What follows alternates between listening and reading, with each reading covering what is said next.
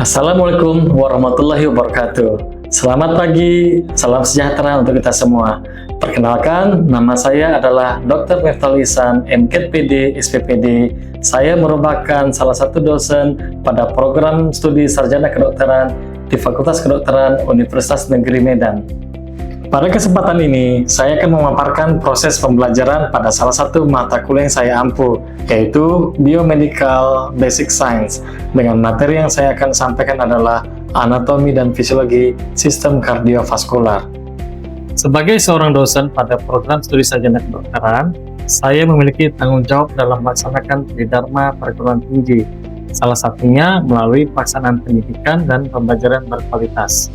Mata kuliah Biomedical Basic Science merupakan salah satu mata kuliah wajib dalam program studi sarjana kedokteran yang terintegrasi dalam blok Biomedical Basic Science dengan bobot 3 SKS dengan kode mata kuliah 3 KED 40102. Dalam mata kuliah ini, mahasiswa mempelajari berbagai dasar ilmu kedokteran meliputi biologi sel, anatomi, histologi, dan fisiologi, mulai dari tingkat sel hingga sistem tubuh manusia. Pembelajaran ini diharapkan dapat membangun fondasi pengetahuan ilmu kedokteran dasar mahasiswa, sehingga mereka memiliki dasar yang kuat untuk mengikuti proses pembelajaran pada blok-blok selanjutnya.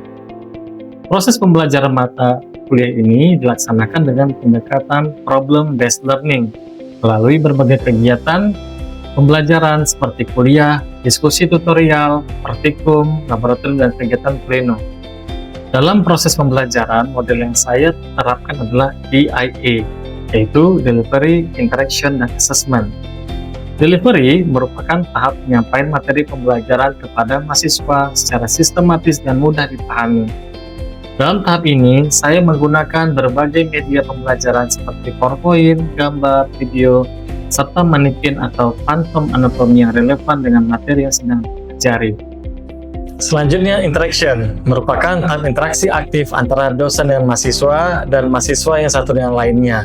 Pada tahap ini, mahasiswa diberikan kesempatan untuk bertanya secara langsung, berdiskusi, serta melakukan praktik langsung dalam mengidentifikasi struktur anatomi menggunakan media dan manikin anatomi yang telah disediakan. Dengan demikian, mahasiswa tidak hanya menerima informasi secara pasif, tapi juga terlibat secara aktif dalam proses pembelajaran. Tahap berikutnya adalah asesmen, yaitu proses penilaian dan evaluasi untuk mengetahui tingkat pemahaman mahasiswa terhadap materi yang telah dipelajari. Penilaian dilakukan melalui berbagai bentuk evaluasi, baik dalam proses pembelajaran maupun melalui tugas dan ujian. Pada pembelajaran anatomi dan fisiologi, khususnya materi sistem kardiovaskular, saya menerapkan strategi pembelajaran dengan mengintegrasikan penjelasan konsep dan demonstrasi secara langsung menggunakan manikin anatomi. Setelah diberi penjelasan, mahasiswa diberikan kesempatan untuk mengamati dan mengidentifikasi struktur anatomi secara langsung, diberikan kesempatan untuk bertanya dan mempraktikkan proses identifikasi organ secara mandiri maupun dalam kelompok. Strategi ini saya terapkan agar mahasiswa dapat memahami hubungan antara struktur dan fungsi organ secara lebih konkret, sehingga pengetahuan yang diperoleh tidak hanya bersifat teoritis, tetapi juga dapat diaplikasikan dalam proses pembelajaran selanjutnya. Secara umum, materi pembelajaran dalam mata kuliah Biomedical Basic Science mencakup struktur dan fungsi pada tingkat molekuler, seluler, jaringan, dan organ, anatomi umum dan nomenklatur anatomi, anatomi sistem tubuh manusia termasuk osteologi dan miologi, anatomi dan fisiologi sistem kardiovaskular, sistem endokrin, sistem saraf pusat dan saraf putih, sistem respirasi, dan sistem indera. Setelah mengikuti mata kuliah ini, mahasiswa diharapkan mampu menunjukkan dan menghubungkan struktur dan fungsi sel pada tingkat molekul, seluler, dan jaringan dan organ, menganalisis anatomi umum, menafsirkan konsep homeostasis tubuh manusia, mengevaluasi keseimbangan secara tubuh, serta memahami dan menganalisis anatomi dan fisiologi berbagai sistem tubuh manusia. Pembelajaran dilaksanakan secara tatap muka, baik dalam bentuk pembelajaran teori di kelas maupun kegiatan praktikum di laboratorium. Pada pembelajaran di kelas, saya menggunakan media PowerPoint yang dilengkapi dengan gambar dan video untuk membantu mahasiswa memahami konsep yang bersifat abstrak. Saya menggunakan manikin atau phantom anatomi sebagai media pembelajaran untuk memberikan pengalaman belajar yang lebih konkret. Metode pembelajaran yang saya terapkan meliputi diskusi, simulasi kasus, tutorial, demonstrasi, problem-based learning, dan project-based learning. Penggunaan berbagai metode tersebut disesuaikan dengan tujuan pembelajaran dan karakteristik materi yang disampaikan. Melalui metode pembelajaran tersebut, mahasiswa diharapkan dapat mengembangkan kemampuan berpikir kritis, bekerja sama, berkomunikasi, serta menghubungkan pengetahuan dasar ilmu kedokteran dengan permasalahan yang relevan. Untuk menilai ketercapaian pembelajaran, saya menggunakan berbagai bentuk penilaian yang meliputi kehadiran dan aktivitas sebanyak 5%, ujian tengah semester 20%, ujian akhir semester 25%, serta tugas portofolio 50%. Tugas portofolio mencakup tugas rutin, critical journal review, critical book review, rekayasa ide dan proyek, mini riset, serta kegiatan tutorial dalam bentuk small group discussion. Dengan kombinasi antara pembelajaran teori, praktik, interaksi aktif, dan asesmen, maka proses pembelajaran tidak hanya berorientasi pada penguasaan pengetahuan, tetapi juga mendorong mahasiswa untuk aktif, kritis, dan mampu mengaplikasikan ilmu yang telah dipelajari. Berikut adalah salah satu cuplikan proses pembelajaran yang saya laksanakan dengan materi anatomi dan fisiologi sistem kardiovaskular. Selamat menyaksikan. Selamat pagi semua. Assalamualaikum warahmatullahi wabarakatuh. Hari ini Bapak Dr. Vital akan membawakan materi anatomi dan fisiologi tentang kardiovaskular untuk persiapan kuliah kita ke depannya. Ini materi awal ya, jembatan kalian ke topik-topik yang berikutnya. Nanti kita akan juga bahas tentang hipertensi, gagal jantung, penyakit jantung koroner, dan gangguan pembuluh darah. Oke, sebelum memulai perkuliahan, ada baiknya kita mulai dengan berdoa supaya kuliah ini mendapat rahmat. Doa dimulai. Selesai. Hari ini Bapak akan membawa materi anatomi dan fisiologi sistem kardiovaskular sebagai jembatan kalian ke materi-materi penyakit dalam yang lebih kompleks. Contohnya nanti ada hipertensi, ada penyakit jantung koroner, gagal jantung, kelainan katup, dan tata laksana bagaimana bila ada pasien atau kita jumpain kasus tiba-tiba ada orang terjatuh, ada nyeri dada, itu kita curigalah sebagai henti jantung atau cardiac arrest namanya. Bagaimana tata laksana seperti itu. Nah, sebelum lebih jauh, kita di anatominya dulu harus lebih kuat. Jadi kita tahu nanti di bagian mana kelainan pasiennya. Ya. Sebelum kita lebih lanjut, Bapak mau tanya, ada nggak di antara mahasiswa Bapak yang pernah menjumpai kasus hipertensi atau melihat ada pasien serangan jantung atau bagaimana yang lain, bisa di lingkungan, bisa dari saudaranya, tetangga? Boleh angkat tangan? Izin Pak, kemarin saya baru saja menemuin pasien hipertensi Pak pada saat pemeriksaan gratis Pak. Penyuluhan yang kebetulan itu dilakukan di daerah yang terpencil Pak. Kira-kira udah lama ya pasiennya hipertensi kemarin dapatnya ya, Hafiz? Iya Pak, soalnya beliau juga udah minum obatnya, obat tensi. Ya, bagus. Itu nanti jadi kita materi pembelajaran juga. Kenapa pasien ini begitu lama di hipertensi? Kenapa nggak bisa mencapai tekanan darah yang normal? Terima kasih, Hafiz. Nah, ada yang lain yang pernah menjumpai kasus atau pernah melihat masalah di bagian jantung? Silakan. Saya dokter. Ya, silakan. Siapa namanya? Saya Novita dokter. Nah, di saudara saya, dia itu seorang ibu. Dia itu hipertensi sudah lebih 1 tahun, tapi dokter itu ingin memeriksa EKG-nya dokter. Jadi mungkin ada hubungannya hipertensi dengan pemeriksaan jantung dokter. Oh, terima kasih. Ya, ya, nanti akan kita lakukan juga. Kita lihat apakah pemeriksaan yang dilakukan untuk menunjang kasus hipertensi dan kasus-kasus di masalah kardiovaskular yang lain. Terima kasih, Nabila. Ya, sekarang Bapak mulai langsung kita ke materi. Hari ini Bapak bawa materinya anatomi dan fisiologinya. Inilah jembatannya, terutama yang anatomi yang harus kita kuatkan. Nah, setelah nanti kita kuliah ini, apa learning objektif untuk kalian? Apa target kalian bisa hari ini? Yang pertama, kalian harus tahu di mana lokasi jantung. Yang kedua, bagaimana anatomi jantung. Yang ketiga, apa fungsi jantung. Yang keempat, bagaimana pembuluh darah. Ya, ada 2, arteri dan vena. Yang kelima, bagaimana sirkulasi darahnya. Nah, jadi di 5 topik ini Bapak harap dalam hari ini kita bisa fokus untuk belajarnya.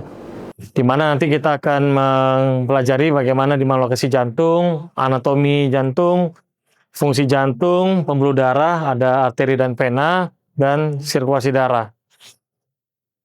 Sirkulasi darah nanti ada terbagi 2, ada peredaran darah yang besar dan kecil. Nah, di mana lokasi jantung? Pertama, di dalam perikardium, di rongga mediastinum dalam rongga torak, artinya dalam rongga dada, pas di tengah, ya, di daerah namanya mediastinum di tengah. Tepat di belakang tulang dada, atau namanya sternum. Nah, kurang lebih 2/3-nya akan mengarah ke kiri. Nih. Jadi, kurang lebih 2/3 bagian terletak di sebelah kiri dari garis midline tengah. Jantung terletak dalam rongga mediastinum, ya, di antara kedua paru. Nah, besarnya coba kalian kepalkan tangan masing-masing. Nah, seperti itulah ukuran lebih kurang jantung masing-masing. Jadi nggak mungkin orangnya besar kali, jantungnya kecil. Ya, sesuai dengan kepalan tangan masing-masing. Ya, kita lihat. Nah, ini yang tadi dikatakan rongga torak. Di tengahnya ada tulang namanya tulang sternum. Nah, itulah tulang dada namanya sternum. Ini posisi jantung. Nah, perhatikan ya, dari garis tengah ini 2/3-nya malah ke arah kiri. Nah, jadi posisinya seperti ini, kiri bawah. Puncak dari jantung bukan ke atas, malahnya ke bawah ini. Nah, puncak itu namanya apex. Jadi apex cordis itulah yang bagian bawah. Nah, inilah dia biasanya di sela iga kelima, perhatikan ya. Darah kelima nih, sela iga kelima, di tengah sini namanya ini clavikula, masih ingat ya? Nah, kita tarik garis tengah namanya mid, berarti linea garis tengah clavikula, maka LMCS, linea mid clavikula sinistra.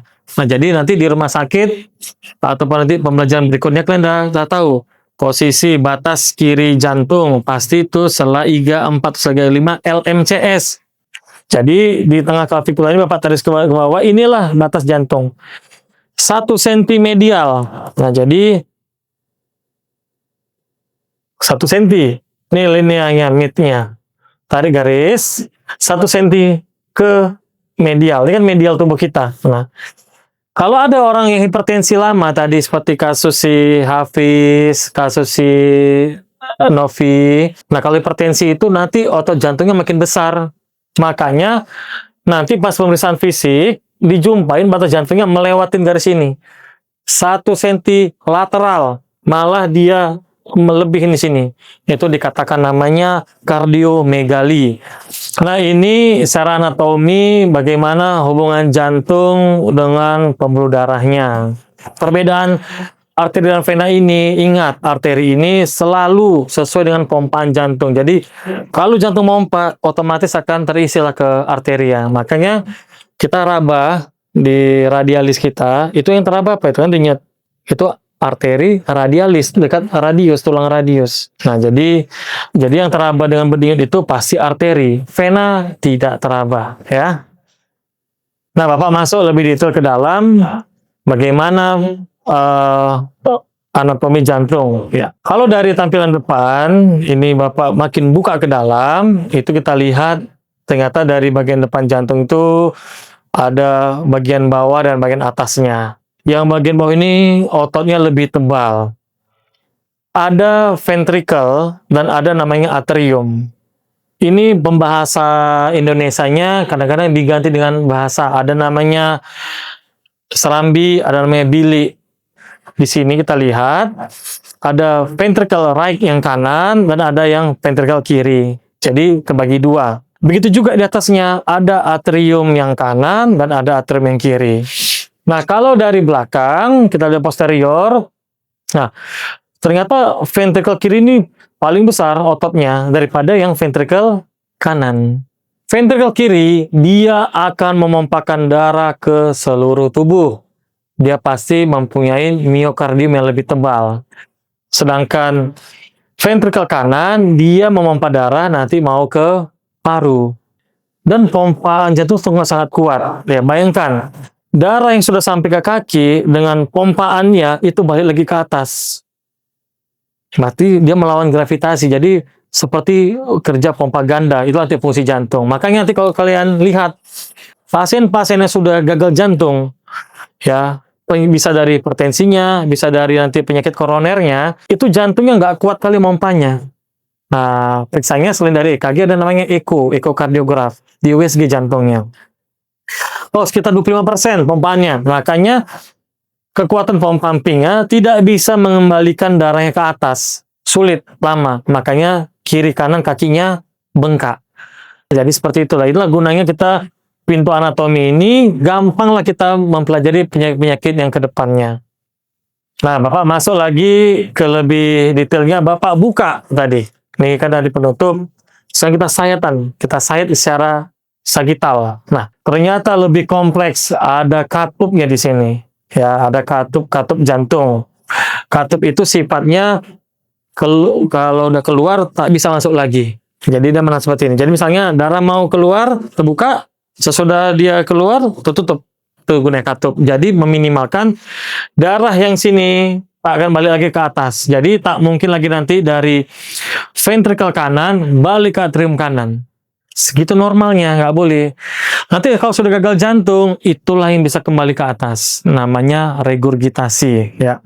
Jadi sebelum kalian tahu sakitnya, harus tahu dulu basic anatomi secara detailnya, ya. Nah, maka konsep dasarnya adalah ini, atrium kanan. Jadi atrium kanan inilah nanti menampung darah yang rendah oksigen. Jadi tempat menampung. Gunanya apa?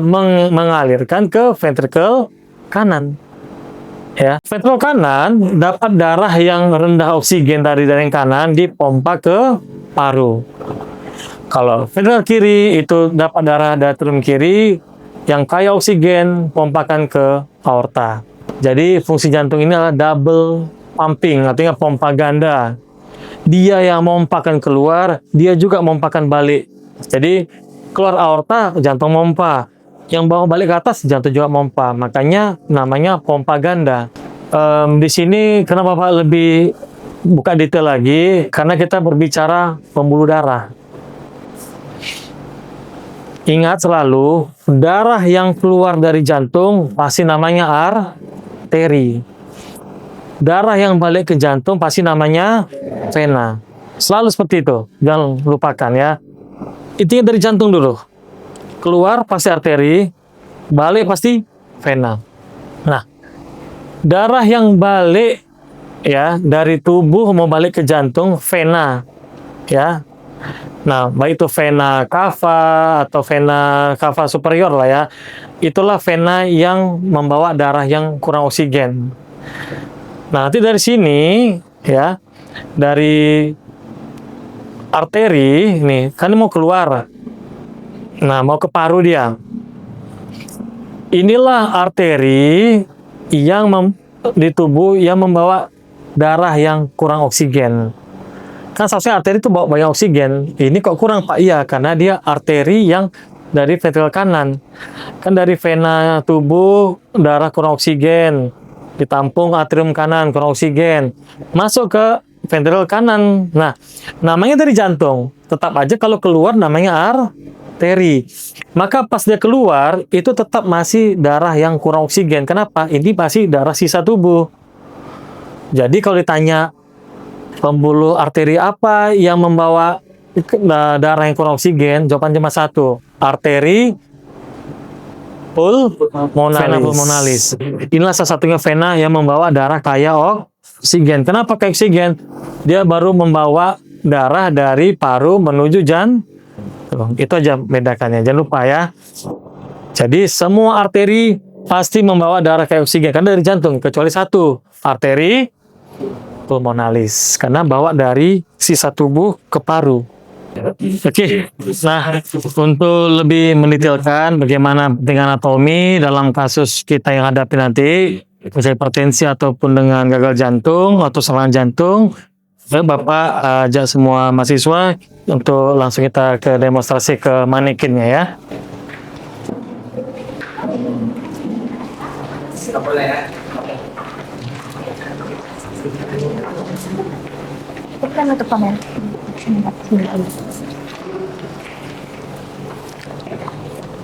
Nah, jadi tadi kan kita udah lihat anatominya.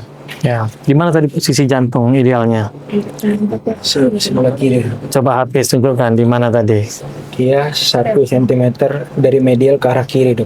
Tepatnya di LCS ya, Dok, di sini, Dok. Ya, berarti di sini garis tengah sternum. Tonjolan ini namanya processus xiphoideus. Nah, ini yang sternum tuh, ya. Nah, inilah kepalan jarinya. Berarti di sinilah posisi jantungnya, ya. Jadi di sinilah posisi anatominya. Nah, gitu dia berdenyut, maka satu tubuh pun akan ikut merasakan pumpingnya. Paling sering kita jumpain di arteri karotis nih.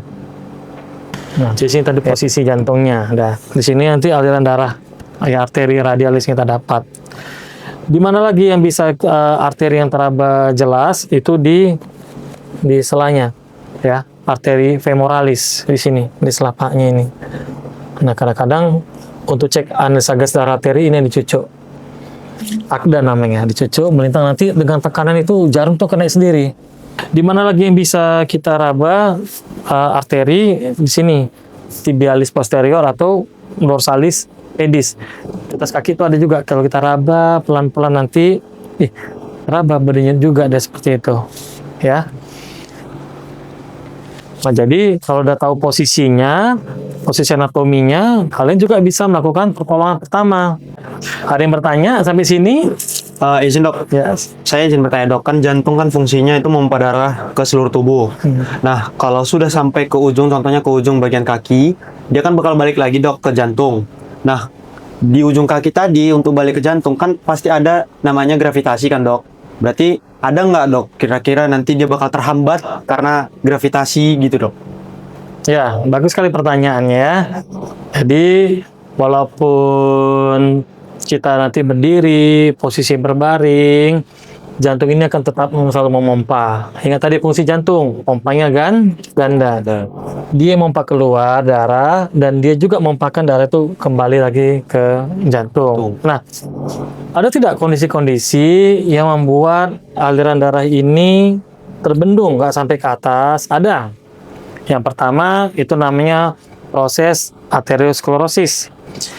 Atau kita bilang ada trombosis, artinya ada sumbatan di pembuluh darah. Biasanya paling banyak yang bisa buat sumbatan itu pasien-pasien perokok berat dengan ada faktor risiko dislipideminya. Maka salah satu nama penyakitnya thromboangitis obliteran atau Buerger disease. Nah, jadi dia nanti bisa ada sumbatan di vena. Dia bisa di vena itu. Jadi kan darah mau balik ke atas, tersumbat di sini, maka kakinya bisa bengkak. Kenapa bengkak? Darahnya nggak sampai ke Jantung. sampai ke jantung lagi. Nah, atau lagi ada sumbatannya dibuat makin luas, itu namanya DVT, deep vein thrombosis. Ya, ada sumbatan vena dalam, lebih dalam lagi. Oh, itu lebih satu kaki bengkaknya. Nah, itu tadi sudah satu pertanyaan. Bapak kasih satu pertanyaan lagi, silakan. Saya dok, izin bertanya dok. Jadi saya ada lihat di salah satu media sosial ada yang mengatakan bahwasanya mantan atlet itu rentan terkena penyakit jantung. Apakah itu betul ya dok? Mungkin segitu dok. Terima kasih. Nah, jadi bagus pertanyaannya ya. Apakah mantan atlet itu berisiko untuk mengalami serangan jantung tadi ya? Nah, untuk mengalami serangan jantung tidak harus mantan atlet. Ya, semua laki-laki di atas 40 tahun dengan beberapa faktor risiko akan bisa mengalami serangan jantung. Kita harus cari faktor yang lain. Apakah setelah dia tidak atlet lagi, dia tak olahraga, sementara jantungnya sudah makin besar? Otomatis kalau dia tidak olahraga, tidak melatih jantungnya, pompaannya akan melemah. Yang kedua, apakah dia tidak memakai contohnya ada tidak doping tambahan. Nah, itu juga faktor risiko untuk penyumbatan pembuluh darah. Dalam hal ini takutnya penyumbatannya di jantung. Yang ketiga, kalau kita singkirkan semuanya, bagaimana lifestyle-nya sekarang setelah tidak atlet? Biasanya kan selama ini terpenjara dengan latihan, makan yang diet enak. Nah, ternyata setelah tidak atlet, dia makan fast food, junk food, rokok, atau yang lain seperti alkohol, itu juga bisa memicu penyempitan pembuluh darah, sklerosis. Oke, dari pembelajaran kita tadi tentang anatomi, jantung, dan pembuluh darah, ini Bapak mau review sedikit ya. Yang paling belakang lah ini, Mbak Hakim. Kira-kira tadi kita singgung jantung dari Hakim. Kira-kira apa itu fungsi jantung? Baik dokter. Jadi fungsi jantung itu yang pertama sebagai pompa ganda, yaitu untuk memompa darah ke seluruh tubuh dan kemudian membalikannya lagi. Kemudian ada itu sudah cukup. Jadi fungsi utamanya adalah sebagai pompa darah seluruh tubuh ya. Kalau tidak ada jantung, maka darah tidak akan mengalir ke seluruh tubuh. Nah, Bapak review satu pertanyaan lagi. Ya, silakan ini. Tadi kan kita sudah singgung bagaimana aliran darah keluar dan masuk dari jantung. Kira-kira ada nggak pembuluh darah arteri yang membawa darah yang sedikit oksigen? Atau ada nggak pembuluh darah vena yang ke jantung yang bisa membawa darah yang banyak oksigen? Untuk arteri yang dia itu kurang O2-nya dia itu bernama arteri pulmonalis. Sedangkan kebalikannya vena yang dia itu kaya oksigen, dia itu bernama vena pulmonalis. Ya, bagus.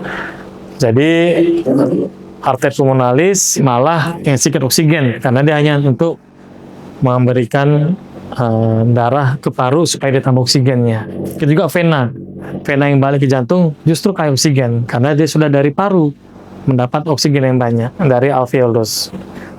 Oke, Bapak sangat puas tuh pertemuan hari ini.